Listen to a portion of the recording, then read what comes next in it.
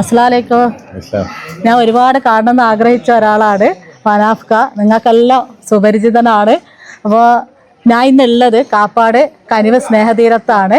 അപ്പോൾ നിങ്ങളോട് എനിക്ക് ചോദിക്കാനുള്ളത്, അതായത് ഇങ്ങനെ ഒരുപാട് കാര്യങ്ങൾ നിങ്ങൾ ചെയ്യുന്നുണ്ടല്ലോ. ഇപ്പോൾ ആരെയും നോക്കാൻ സമയമില്ലാത്തൊരു കാലമാണ്. അപ്പോൾ ഇതിനൊക്കെ നിങ്ങൾ എങ്ങനെയാണ് ടൈം കണ്ടെത്തുന്നത്? എന്റെ ജീവിതത്തിൽ ഇത് മുന്നേ ഞാൻ ചെയ്തുകൊണ്ടിരുന്നതാണ്. എന്റെ പിതാവ് അറിയപ്പെടുന്ന ഒരു രാഷ്ട്രീയ പ്രവർത്തകനാണ് കർണാടകയില്.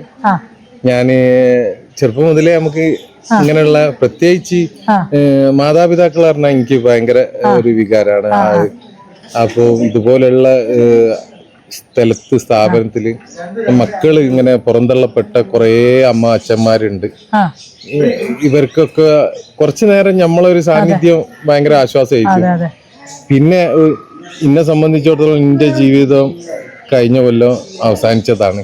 ഞാന് തിരിച്ച് ഞാൻ എങ്ങനെ എന്റെ ജീവിതത്തിലേക്ക് വരുന്ന ഒരു ഉറപ്പില്ലായിരുന്നു.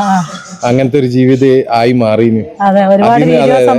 തിരിച്ച് എന്നെ ജീവിതത്തിലേക്ക് കൊണ്ടുവന്നത് ഇവിടുത്തെ കേരളത്തിലുള്ള എല്ലാ മനുഷ്യരാണ്, നല്ല മനുഷ്യരാണ്. അപ്പൊ തിരിച്ച് ഞാൻ അന്നേ ഒരു പ്രതിജ്ഞ എടുത്തതാണ്, ഇനിയുള്ള എന്റെ ജീവിതം ഈ ഒരു മനുഷ്യർക്കും വേണ്ടിയിട്ട് നല്ല കാര്യങ്ങൾ ചെയ്യാൻ വേണ്ടിയിട്ട്. ഏതായാലും ഒരുപാട് അഭിനന്ദിക്കേണ്ട ഒരു കാര്യമാണ്. അതായത് ഇന്ന് പിന്നെ ഒരുപാട് ആൾക്കാർ ഇങ്ങനെയുള്ള ഇങ്ങനെയുള്ള കാര്യങ്ങൾ ചെയ്യാൻ വേണ്ടിയിട്ട് സമയം കണ്ടെത്തുന്നില്ല.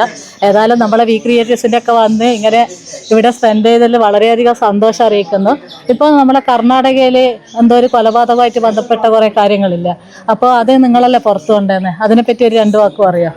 അതെന്താണെന്ന് പറഞ്ഞു കഴിഞ്ഞാല്, കഴിഞ്ഞ 4 മാസം മുന്നാണ് ഇന്നെ അവര് ബന്ധപ്പെട്ടത്.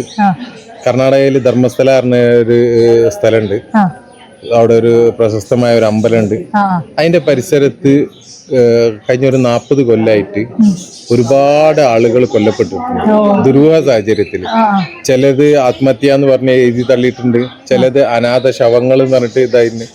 അവിടെയുള്ള കുറച്ച് ആളുകളാണ് ഇത് ചെയ്തതെന്നുള്ളതാണ് പറയപ്പെടുന്നത്.